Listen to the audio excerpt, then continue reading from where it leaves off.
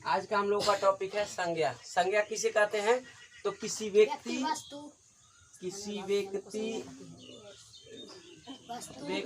वस्तु स्थान भाव इत्यादि के नामों को संज्ञा कहते हैं।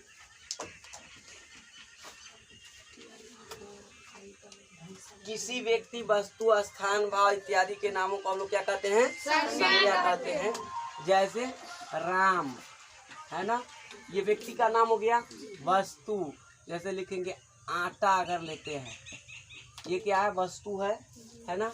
या कुर्सी लिखते हैं, ये भी क्या है? वस्तु है। उसके बाद ये स्थान, जैसे हम लिखेंगे पटना, दिल्ली, ये सब क्या है? संज्ञा है। भाव जैसे बुढ़ापा, बचपन,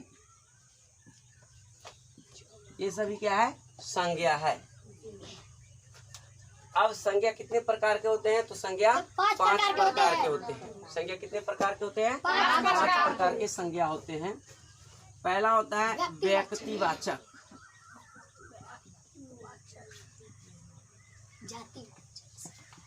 दूसरा होता है जातिवाचक,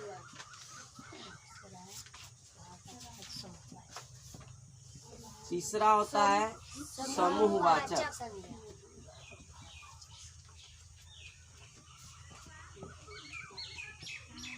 चौथा होता है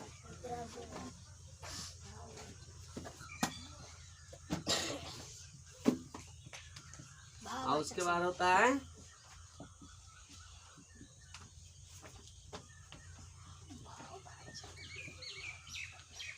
अब इसमें देखेंगे व्यक्तिवाचक संज्ञा किसे कहते हैं? किसी खास व्यक्ति, क्या व्यक्ति, वस्तु, स्थान इत्यादि के नाम को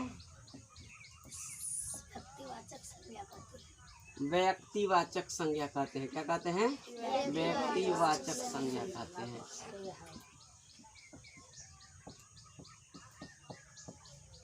जैसे खास व्यक्ति का होना चाहिए, है ना।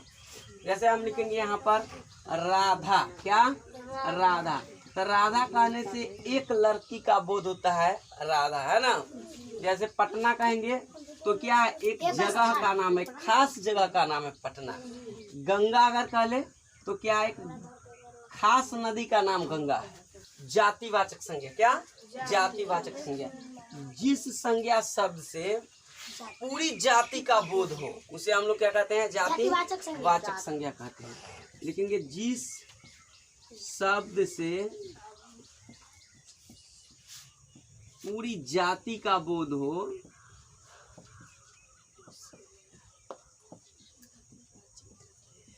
उसे जातिवाचक संज्ञा कहते हैं। जैसे यानी जिस शब्द से पूरी जाति का बोध हो जाए उसे हम क्या कहेंगे? जातिवाचक संज्ञा। जैसे लड़का, लड़का कहने से क्या हो गया? पूरे लड़के जाति का बोध हो गया। गाय कहेंगे तो क्या हो गया? पूरी गाय का बोध होता है। समूहवाचक संज्ञा, क्या? समूहवाचक संज्ञा। तो समूहवाचक संज्ञा किसे कहते हैं? जिस शब्द से, क्या? जिस संज्ञा शब्द से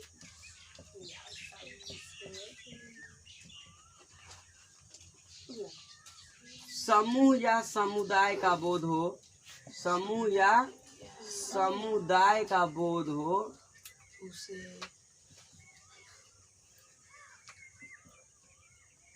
उसे हम लोग क्या कहते हैं? समूहवाचक संज्ञा कहते हैं।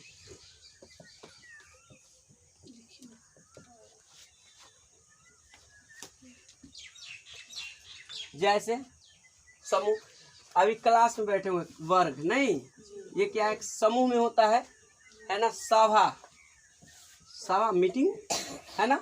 ये सब क्या होता है? समूहवाचक संज्ञा। तो जैसे गुच्छा, लीची का गुच्छा, चाबी का गुच्छा, भीड़, क्या? भीड़, ये भी एक क्या है? समूहवाचक संज्ञा ही है। अब हम लोग बात करते हैं किसका, द्रव्यवाचक संज्ञा। तो द्रव्यवाचक संज्ञा किसे कहा जाता है, जिस संज्ञा शब्द से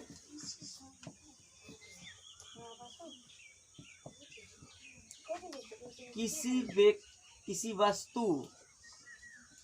वस्तु के नाप तौल का बोध हो। क्या, नाप तौल का बोध हो, उसे द्रव्यवाचक संज्ञा कहते हैं।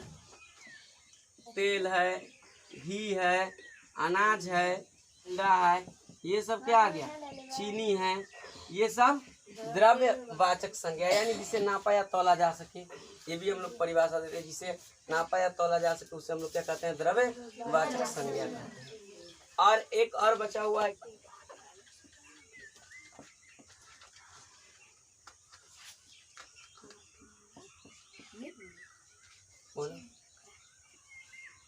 जिस शब्द से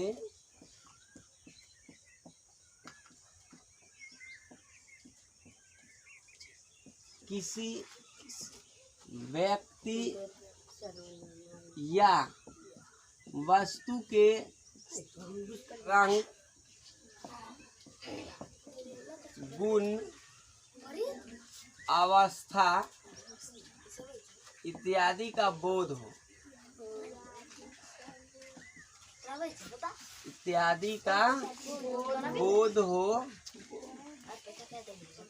उसे भाववाचक संज्ञा कहते हैं। एक भाववाचक संज्ञा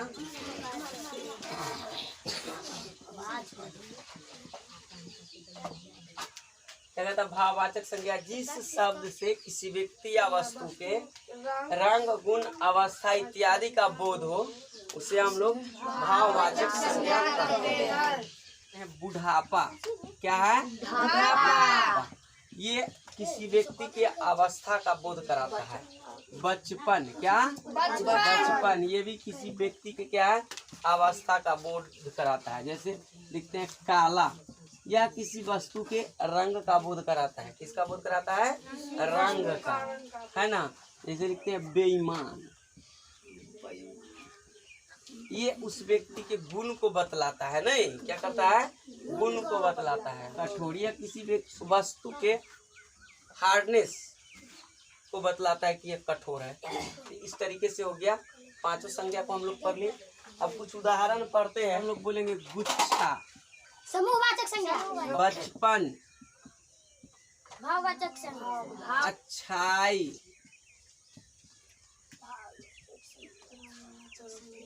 भाववाचक संज्ञा, राम गंगा,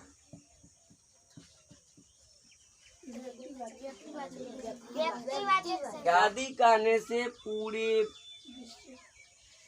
नदी का बोध होता है। इसलिए क्या हो गया, जातिवाचक में अगर कह दे अपने यहाँ बगल वाली नदी जो है इसका नाम है बागमती, बता व्यक्तिवाचक संज्ञा क्या आ जाएगा, एक व्यक्तिवाचक संज्ञा।